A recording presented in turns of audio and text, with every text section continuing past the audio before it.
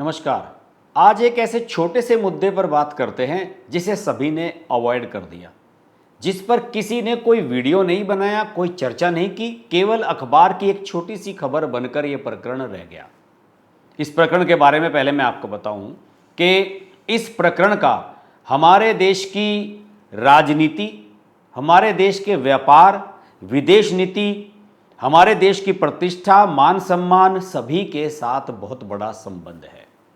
अभी पिछले रविवार को प्रधानमंत्री नरेंद्र मोदी ने अपनी जो हर महीने के अंतिम रविवार को उनकी मन की बात रेडियो पर प्रसारित होती है, उसमें इसका खुलासा किया।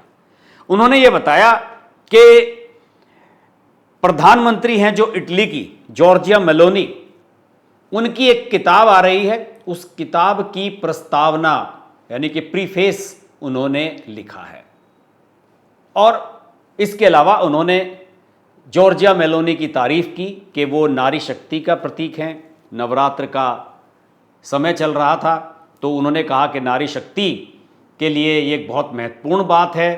वो एक माँ के रूप में जो उन्होंने किया है, एक देश के लिए जो किया है, बहुत कम समय में, बहुत कम उम्र में उन्होंने जो अपनी उपलब्धियां हासिल की, 31 साल की उम्र में पार्टी बनाती हैं और बहुत कम उम्र में ही वो देश की प्रधानमंत्री बन जाती हैं। इन सब उपलब्धियों को समग्र करते हुए प्रधानमंत्री ने उनके बारे में कुछ बातें कही। मैंने भी उसके बारे में रिसर्च की, कुछ तथ्य निकाले, तो मुझे ये पता लगा दोस्तों कि ये जो किताब है ये कोई नई किताब नहीं है। 2021 में जब वो विपक्ष की नेता थी, विपक्ष में राजनीति कर रही थी और प्रधानमंत्री नहीं बनी थी जॉर्जिया मेलोनी, उन्होंने किताब लिखी थी I am Georgia, my roots my principles. मैं जॉर्जिया हूं, मेरी जड़ें और मेरे सिद्धांत। इसका एक एडिशन, अमेरिकी एडिशन, अभी जून में हाल ही में निकला था, जिसकी प्रस्तावना लिखी थी डोनाल्ड ट्रंप के बड़े बेटे डोनाल्ड ट्रंप जूनियर ने। और अब इसका इंडियन एडिशन आ रहा है जिसे भारत में रूपा पब्लिकेशन लेकर के आ रही है।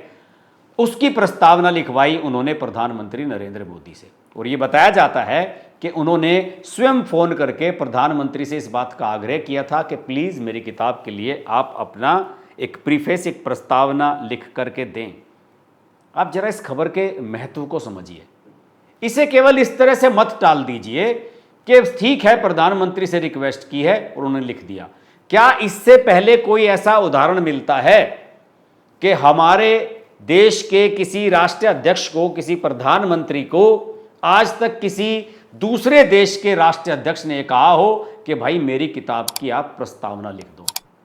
इससे पता लगता है कि आज की दौर में भारत के प्रधानमंत्री की और भारत के बाजार की, मार्केट की कितनी बड़ी वैल्यू है। मेलोनी जानती हैं कि अगर प्रधानमंत्री नरेंद्र मोदी से वो इसका प्रीफेस नहीं लिखवाती, किसी और से लिखवाती, तो फिर यहां भारत में उसकी बिक्री नहीं हो पाती, ना उस पर किसी का ध्यान जाता। और वो ये भी जानती हैं कि प्रधानमंत्री मोदी उन्हें इनकार नहीं करेंगे। आप सोशल मीडिया खंगाल लीजिए, मोदी और मेलोनी की जो दोस्ती है, जिसे लोग मेलोडी कहते हैं, और ये मेलोडी जो है मेलोनी के पहले कुछ शब्द और मोदी के बाद के 2 शब्द इनसे मिलकर के बना। और ये नाम खुद ही दिया था अभी 1 साल पहले जॉर्जिया मेलोनी ने मोदी और अपनी एक सेल्फी वीडियो शेयर करते हुए। आपने देखी भी होगी, सोशल मीडिया पर ये वीडियो खूब वायरल हुई थी, जिसमें वो हाय मेलोडी टीम के बारे में अपनी ये बात कहती हुई नजर आ रही थी। और समय समय पर जो अलग अलग वैश्विक मंच हैं जहां पर अलग अलग प्रकार के सम्मेलन होते रहते हैं, उनमें तो इन दोनों की तस्वीरें वायरल होती ही रहती हैं। जॉर्जिया मेलोनी का जो बैकग्राउंड है बहुत ही फैसिनेटिंग और बहुत ही संघर्षपूर्ण है। सिंगल मदर हैं, अविवाहित रहते हुए प्रेग्नेंट हुई, उसके बाद उस बच्चे को रखने का फैसला किया, प्रेग्नेंट होते हुए ही अपना राजनीतिक कार्यक्रम जारी रखा। 31 साल से 35 साल की उम्र तक उन्होंने अपना पूरा संघर्ष किया। फिर उसके बाद वो देश की एक बड़ी पार्टी बनाती हैं, उस बड़ी पार्टी की बड़ी लीडर बनती हैं और धीरे धीरे अपनी सफलता को वो आगे बढ़ाकर ले जाती हैं और टॉप पोजीशन पर पहुंचती हैं। जॉर्जिया मेलोनी की तारीफ इसलिए भी की जाती है कि जिस तरीके से नरेंद्र मोदी राष्ट्रवाद की, देशभक्ति की बात करते हैं, उसी तरीके से जॉर्जिया मेलोनी भी उसी प्रकार की मानसिकता रखती हैं। उन्हें भी, अगर सीधी सी भाषा में कहूं तो दुनिया के कुछ गिने चुने दक्षिणपंथी नेताओं में उनकी गिनती होती है, जैसे कि मोदी हैं, डोनाल्ड ट्रंप भी पहले हुआ करते थे, अब तो उनका दिमाग घूम गया है, और बेंजामिन नेतन्याहू हैं, पुतिन हैं, कई ऐसे लोग हैं जो राष्ट्रवादी हैं और साथ ही साथ राइट विंग वाली सोच भी रखते हैं। तो इनका जब कॉम्बिनेशन बनता है तो बहुत अल्टीमेट चीजें होती हैं। आप याद कीजिए कि आज के तारीख में France, England, Germany, Italy, Israel, रूस, जितने भी इन राष्ट्रों के राष्ट्रीय अध्यक्ष हैं, सब नरेंद्र मोदी के फैन हैं। क्यों फैन हैं? वो जानते हैं कि नरेंद्र मोदी 3 बार से लगातार अपने देश के प्रधानमंत्री बन रहे हैं और प्रचंड बहुमत के साथ जीत करके आ रहे हैं। आज हम अपने देश में जब विश्लेषण करते हैं तो हम कह देते हैं कि इस बार तो बीजेपी की 240 ही सीटें आई, लेकिन आप देखिए कि एनडीए जो केंद्र में सत्ताधीन इस समय संगठन है, उसके सारे के सारे जो घटक दल हैं, उन सभी को मिलाकर के जो समीकरण बनते हैं वो अल्टीमेट बनते हैं। पहले भी जब सरकारें रही मोदी की, तो वो भी गठबंधन की ही सरकारें थी, वो भी कभी अकेली बीजेपी की सरकार नहीं। और नरेंद्र मोदी ने हमेशा अपने गठबंधन के साथियों का बड़ा मान सम्मान किया है। संभवतः इसीलिए जॉर्जिया मेलोनी ने उनसे रिक्वेस्ट की कि आप मेरी किताब की प्रस्तावना लिखें। और नरेंद्र मोदी की और उनकी जो ये जोड़ी है, इससे आप ये समझ लीजिए कि भारत और दोनों देशों के बीच में, इटली के बीच में जो व्यक्तिगत संबंध तो अलग चीज है, व्यापारिक संबंध बड़े लेवल पर पहुंचे हैं। कुछ लोगों का तो यह भी कहना है कि दोनों लोगों ने अपनी इस दोस्ती को व्यापार में कई गुना आगे बढ़ा दिया है। मेरे पास कुछ आंकड़े हैं।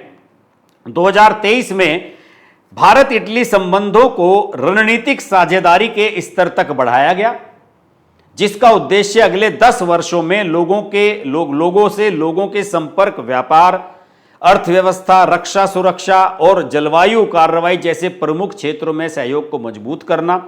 इस साझेदारी के दौरान रोड मैप के रूप में जॉइंट स्ट्रेटेजिक एक्शन प्लान 2025 से 2029 का बनाया गया। G20 शिखर सम्मेलन जो 2024 में था, उसमें इसका ऐलान किया गया। यह कार्य योजना निवेश, रक्षा सुरक्षा, अंतरिक्ष, विज्ञान, प्रौद्योगिकी, शिक्षा, आतंकवाद, इन सब के क्षेत्र में बहुत ही ज्यादा महत्व रखने वाली है। आर्थिक मोर्चे पर इटली यूरोपियन यूनियन में भारत का चौथा सबसे बड़ा व्यापारिक भागीदार है। और 2023 में अगर बाइलेटरल जो ट्रेड है, दोनों का द्विपक्षीय जो व्यापार है, उसकी बात करें तो वो 14.34 बिलियन यूरो तक पहुंच गया है। भारत के मुख्य निर्यात में इंजीनियरिंग सामान, इलेक्ट्रॉनिक सामान और केमिकल शामिल हैं, जबकि इटली से मुख्य आयात में मशीनरी और इंजीनियरिंग आइटम शामिल हैं। अब आप इससे समझ सकते हैं इसका कितना महत्व है। भारत मध्य पूर्व यूरोपीय आर्थिक गलियारा जो बनाया जा रहा है, जिसको IMEEC कहा जा रहा है, वो भी इटली से होकर गुजरने वाला है। तो आप समझ सकते हैं कि नरेंद्र मोदी ने तो 2 पन्ने लिख दिए, उनका कुछ नहीं गया जॉर्जिया मेलोनी की किताब के लिए, लेकिन उसके बदले इटली हमको क्या दे सकता है, अंतर्राष्ट्रीय स्तर पर वो हमारे साथ किस तरीके से खड़ा हो सकता है, ये असली कहानी है, जिसके रंग समय समय पर आपको देखने के लिए मिलेंगे। लेकिन ये एक बहुत गर्व की बात है, बहुत गर्व की घड़ी है कि हमारे देश के प्रधानमंत्री ने एक किसी दूसरे ताकतवर प्रभावशाली देश के प्रधानमंत्री की किताब का प्रीफेस लिखा है। ये ऑनर भी है, स्ट्रेटेजी भी है, दोस्ती भी है, यारी भी है, संबंध भी है, व्यापार भी है। आज के वीडियो में इतना ही। ये वीडियो मुझे लगा कि आप तक पहुंचना चाहिए, इस खबर के बारे में विस्तार से आप तक जानकारी पहुंचनी चाहिए, तो मैंने ये वीडियो बनाया। आशा करता हूं कि आपको ये पसंद आएगा। नमस्कार। अगर आपको हमारी वीडियो पसंद आई तो वीडियो को लाइक करें, चैनल को सब्सक्राइब करें और नोटिफिकेशंस के लिए बेल आइकन को प्रेस करें।